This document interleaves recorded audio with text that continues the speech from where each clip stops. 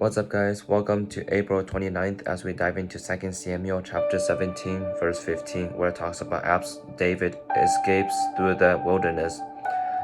Hushai told Zadok and Abiathar, the priests, what Ahithophel had said to Absalom and the elders of Israel, and what he himself had advised instead. Quick, he told them, find David and urge him not to stay at the shallows of the Jordan River tonight. He must go across at once into the wilderness beyond, otherwise he will die and his entire army with him. Jonathan and Ahimaaz had been staying at En-Rogel so as to not be seen entering and leaving the city. Arrangements had been made for a servant girl to bring them the message they were to take to King David.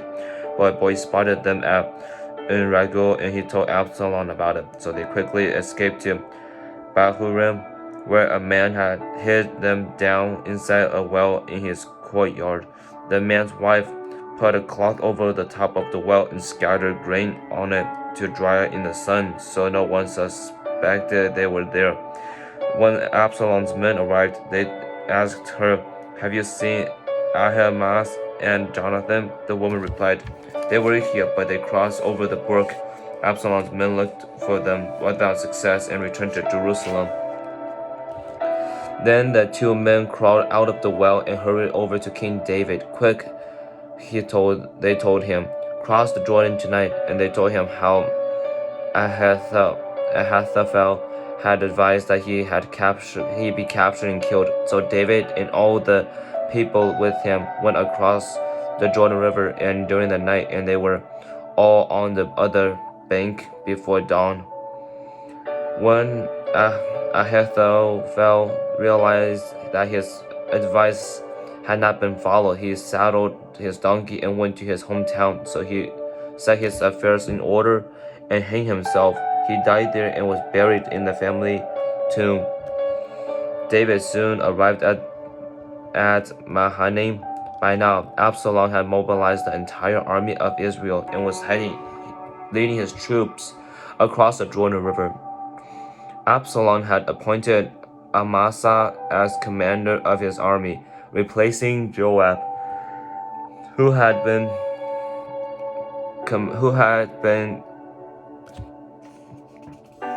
commander under David. Amasa was Joab's cousin. His father was Jether, an Ishmaelite. His mother, Abigail, daughter of Nahash, was the sister of Joab's mother, Zariah.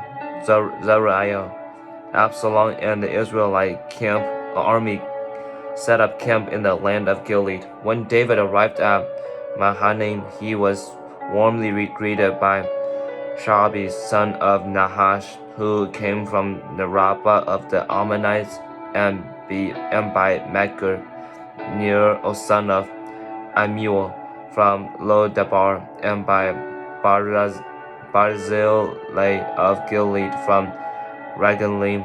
They brought sleeping mats, cooking pots, serving bowls, wheat and barley flour, and roasted grain, beans, lentils, honey, butter, sheep, goats, and cheese for David and all those who were with him. For they said, you must all be very hungry and tired and thirsty after your long march through the wilderness. Psalms 3, a psalm of David regarding the time David fled from his son Absalom. O Lord, I have made so many enemies, so many are against me, so many are saying, God will never rescue him. But Lord, O God, are a shield around me. You are my glory, the one who holds my head high. I cried out to the Lord, and he answered me from his holy mountain. I lay down and wept and slept, yet woke up in safety, for the Lord was watching over me. I was not afraid of 10,000 armed enemies who surrounded me on all sides. Arise, O Lord, rescue me, O my God. Slap all my enemies in the face, shatter the teeth of the wicked. Victory comes from you, O Lord. May you bless your people. Psalms 63. A psalm of David regarding a time when David was in the wilderness of Judah. O God, you are my God. I earnest search for you. My soul thirsts for you. My body longs for you. In this parched and weary land, where there is no water, I have seen you in your sanctuary and gazed upon your power and glory. Your unfailing love is better than life itself. How I rescue you! I will praise you as long as I live, lifting up my hands to you in prayer. You satisfy me more than the richest feast. I will praise you with songs of joy. I lie awake thinking of you, meditating on you through the night, because you are my helper. I sing for joy in the shadow of my wings. I cling to you. Your strong right hand holds me securely. But those plotting to destroy me will come to ruin. They will go down into the depths of the earth. They will die by the sword and become the food of jackals. But the king will rejoice in God. All who swear to tell the truth and will praise him, while liars will be silenced. 2 Samuel chapter 18. Absalom's defeat and death. David now mustered the men who were with him and appointed generals and captains to lead them. He sent the troops out in 3 groups, placing one group under Joab, one under Joab's brother Abishai, son of Zariah, and one under Attai, the man from Gath. The king told his troops, I am going out with you. But his men objected strongly. You must not go. They urged, if we have to return and run, or even if half of us die, it will make no difference to Absalom's troops. They will be looking only for you. You are worth 1,000 or 10,000 of us, and it is better that you stay here in the town and send help if we need it. If you think that's the best plan, I'll do it, the king answered. So he stood along the gate of the town as long as the troops marched out in groups of hundreds and of thousands. And the king gave the command to Joab, Abishai, and Attai, for my sake, deal gently with young Absalom. And all the troops heard. The king gave this order to his commanders. So the battle began in the forest of Ephraim, and the Israelite troops were beaten back by David's men. There was a great slaughter that day, and 20,000 men laid down their lives. The battle raged on across the countryside, and more men died because of the forest than were killed by the sword. During the battle, Absalom happened to come up upon some of David's men. He tried to escape on his mule, but as he rode through the thick branches of a great tree, his hair got caught in the tree. His mule kept going and left him dangling in the air. One of David's men saw what had happened and told Joab, I saw Absalom hanging or dangling from a great tree. What? Joab demanded. You saw him there and didn't kill him? I would have rewarded you with 10 pieces of silver and a hero's belt. I would not kill the king's son for even 1,000 of silver. Even 1,000 pieces of silver, the man replied to Joab. We all heard the king say to you and Abishai and Attai, for my sake, please spare young Absalom. And if I had betrayed the king by killing his son, and the king would certainly find out who did it, you yourself would be the first to abandon me. Enough of this nonsense, Joab said. Then he took 3 daggers and plunged them into Absalom's heart as he dangled still alive in the great tree. Then 10 of Joab's young warriors then surrounded Absalom and killed him.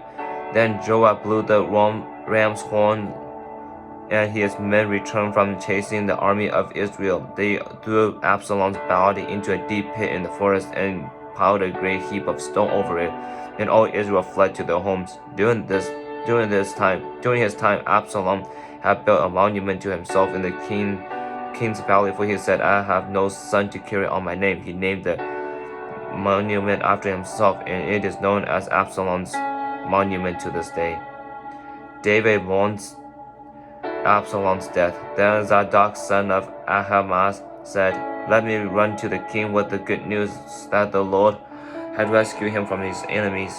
No, Joab had told him, it wouldn't be good news to the king that his son is dead. You can be my messenger another time, but not today. Then Joab said to a man from Ethiopia, Go tell the king what you have seen. The man bowed and ran off. But Ahimaaz continued to plead with Joab, Whatever happens, please let me go too. Why should you go, my son? Joab replied, There will be no reward for your news. Yes, but let me go anyways, he begged. Joab finally said, All right, go ahead. So Ahimaaz took the less demanding route by way of the plain and ran to Mahanaim ahead of the Ethiopian. While David was sitting between the inner and outer gates of the town, the watchman climbed to the roof of the gateway by the wall. As he looked out, he saw a lone man running toward them. He shouted the news down to David, and the king replied, If he is alone, he has news. As the messengers came closer, the watchman saw another man running toward them. He shouted down, Here comes another one. The king replied, He also has news. The first man runs like Ahimaaz, son of Zadok, the watchman said. Then Ahimaaz cried out to the king, Everything's all right. He bowed before the king with his face to the ground and said, Praise to the Lord your God, who has handed over the rebels who dare to stand against my lord, the king. What about young Absalom? The king demanded. Is he all right? Ahimaaz replied, When Joab told me to come, there was a lot of commotion, but I didn't know what was happening. Wait here, the king told him.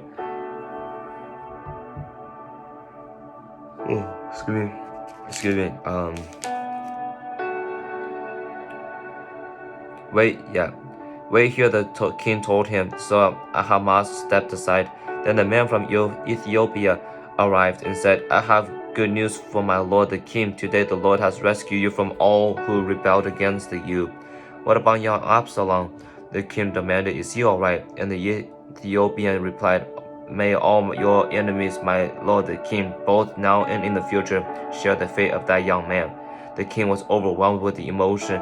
He went up to the room over the gateway and burst into tears. As he went, he cried out, Oh, my son Absalom, my son Absalom, if only I had died instead of you. Oh, Absalom, my son, my son. Chapter 19. Joab rebukes the king. Word soon reached Joab that the king was weeping and mourning for Absalom. As all the people heard of the king's deep grief for his son, the joy of that day's victory was turned into deep sadness. They crept back into the town and that day as though they were ashamed and had deserted in battle. The Lord covered his face with his hands and kept on weeping. Oh, my son Absalom! Oh, Absalom, my son, my son! Then Joab went to the king's room and said to him, We saved your life today and the lives of your sons, your daughters, and your wives and your concubines. Yet you act like this, making us feel ashamed of ourselves. You seem to love those who hate you and hate those who love you.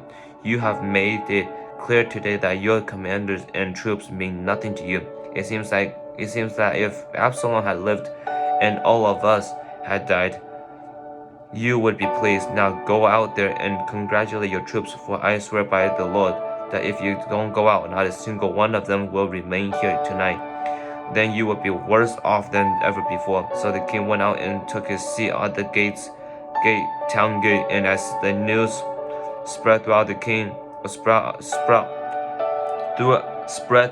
town that he was there, everyone went to him. Meanwhile, the Israelites who had supported Absalom fled to their homes, and throughout all the tribes of Israel there was much discussion and argument going on. The people were saying, The king rescued us from our enemies and saved us from the Philistines, but Absalom chased him out of the country. Now Absalom, who was anointed to rule over us, is dead. Why not ask David to come back and be our king again?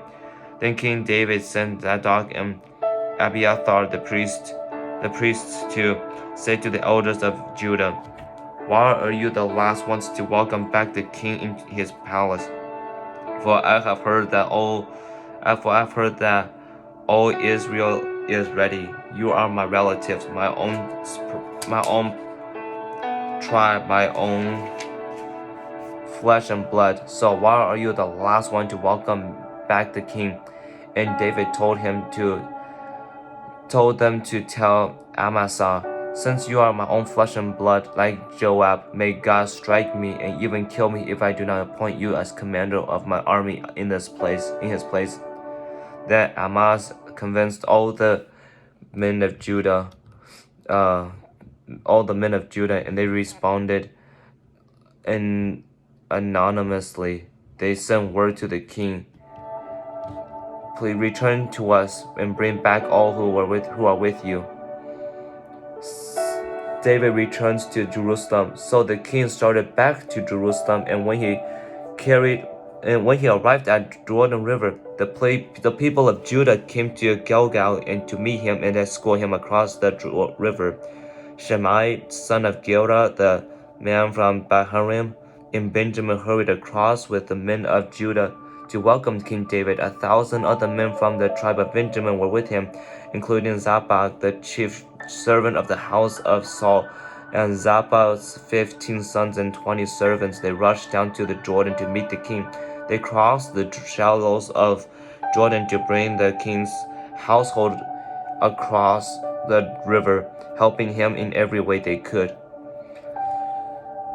David's mercy to Shimei. As the king was about to cross the river, Shimei fell down before him. "May the Lord my God, may the Lord the king forgive me," he pleaded. "Forgive the terrible things your servant did when you left Jerusalem. May the king put it out of his mind. I know how much I sinned. That is why I have come here today, the very first person in all Israel to greet you, my lord, the king." Then Abishai, son of Zariah said, "Shimei should die, for he cursed the Lord's anointed king. Who asked your opinion, you sons of Zariah?"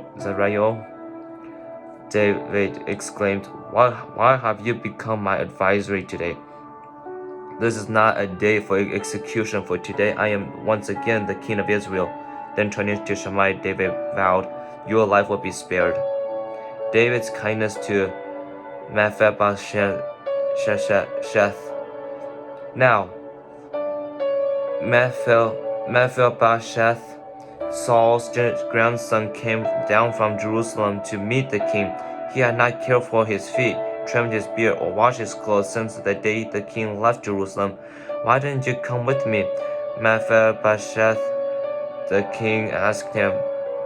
Mephibosheth replied, "The Lord the king, my servant Zabad, deceived me. I told him, 'Saddle my donkey so I can go with the king.' But as you know, I am crippled. Zabad has slandered me by saying that I refused to come. But I know that my Lord the king is like an angel of God. So do what you think is best. All my relatives and I could expect only death from you, my Lord. But instead you have honored me by allowing me to eat at your own table. What more could I ask?" "You've said enough," David replied. "I've decided that you and Zabad will divide your land equally between you. Give him all of it." Mephibosheth said, "I am content just to have you safely back again, my lord, the king." And that's the end for today. Sorry, I'm a little bit tired, but wow, as I was reading this whole book, like reading this today's story, you know who David reminded me of?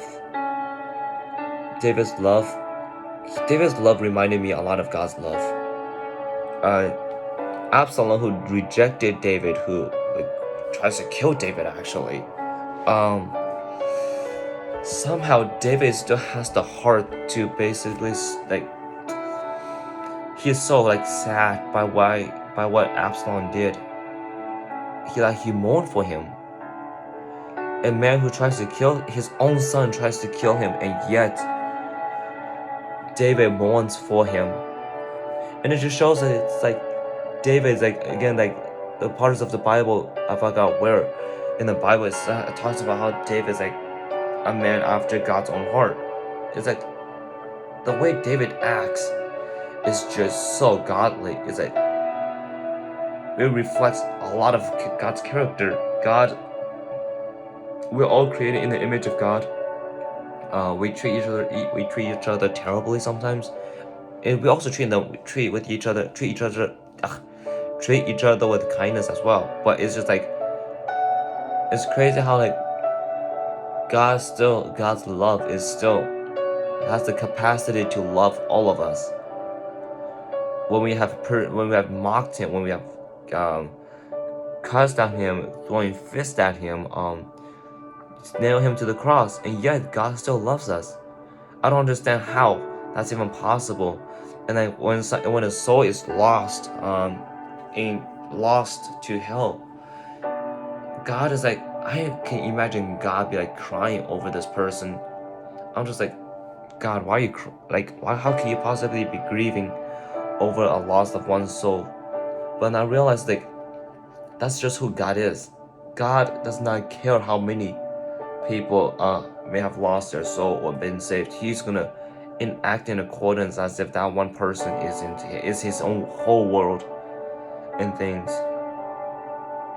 But that's just something that really stood out to me. And then David's act of kindness where towards Mephibosheth, where he talks about where he allowed Mephibosheth to basically come and eat at his table, and Mephibosheth has a really awesome response. He said, I am content just to have you safely back again, my Lord, the King.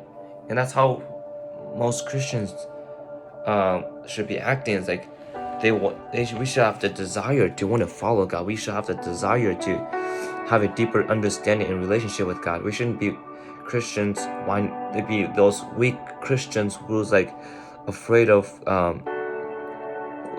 God changing their lives, keeping God at a distance, saying like, God, let me live my own life, right? Let me live my own life until maybe later, then maybe I'll confess. It's like, guys, as Christians, we cannot be afraid to do what God wants us to do, right? Because if we are afraid of what God wants us to do, then how are we gonna show people? How are we gonna share the gospel with people? If all we do is like afraid to share the gospel, if we're afraid to act like godly people and like share the gospel, with people. But yeah, we should always be at a constant, every single day, be pursuing Jesus every day.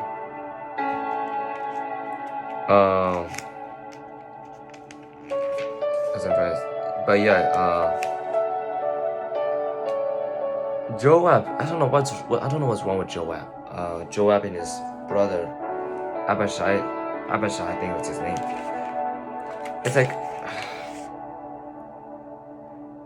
why are they so bothered by the fact that David is able to show mercy shows love towards somebody who tries to persecute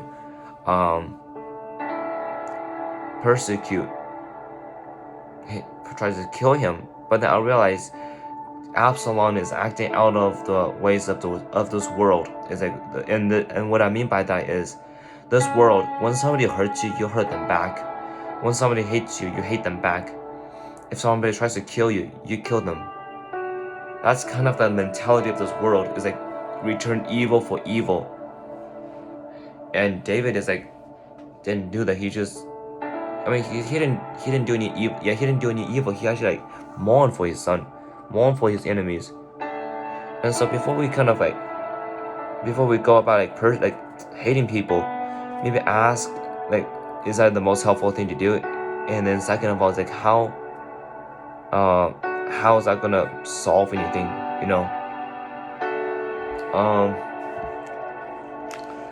But that's just something that really stood out to me.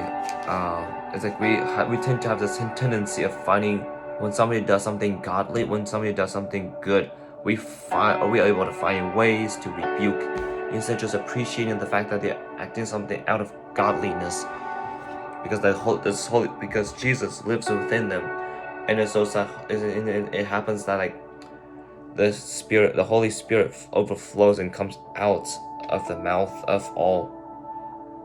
And then some Christians, we like to find critics among our fellow believers, saying, "Oh, this person's trying to flaunt. This person tries to look religious and all that." It's like, can we stop doing that? Can we stop pointing out the issues and actually praise to God about the good things that He has done through this pastor or through this leadership, to this leader? Stop finding the problems. Stop always be focusing on the problems of somebody. We have to learn how to appreciate them things.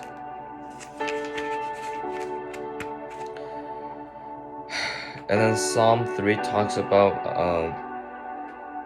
how I really like Psalms 1 through 4, where it says, "Oh Lord, I have so many enemies, so many are against me, so many are saying God will never rescue him.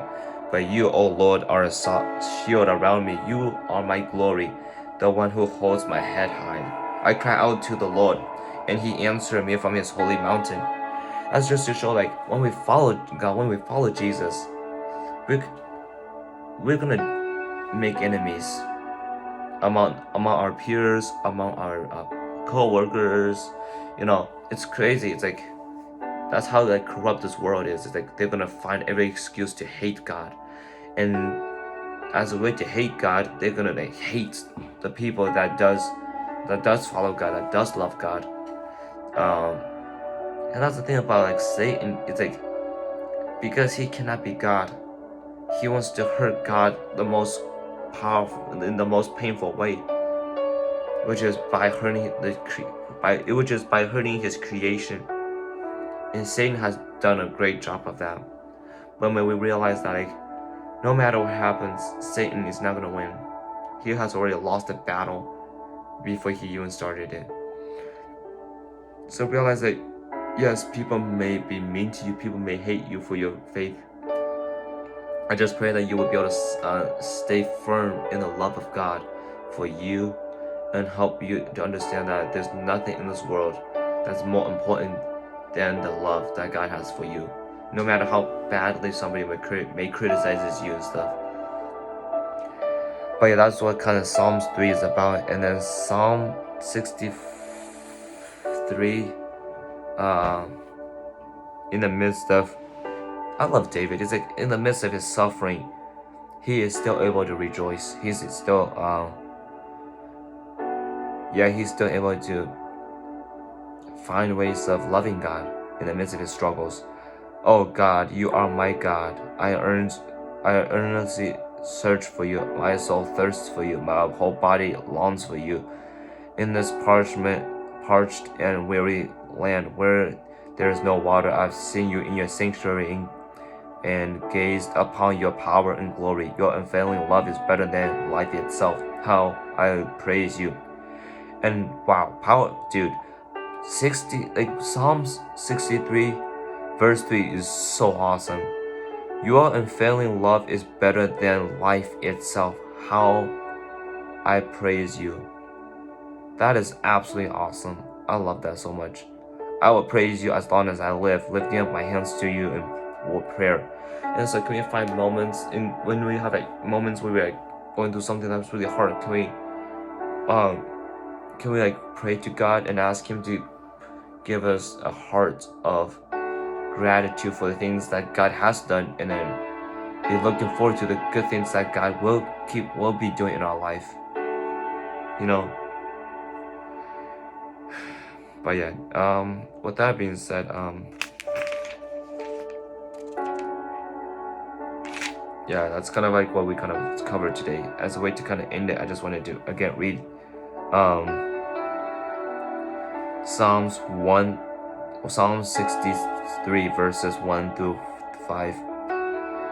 "Oh God, you are my God. I earnestly search for you. My soul thirsts for you. My whole body longs for you. In this parched and weary land where there is no water, I have seen you in your sanctuary and gazed upon your power and glory. Your unfailing love is better than life itself. How I praise you. I will praise you as long as I live, lifting up my hand to you in prayer. Your You satisfy me more than the richest feast. I will praise you with songs of joy.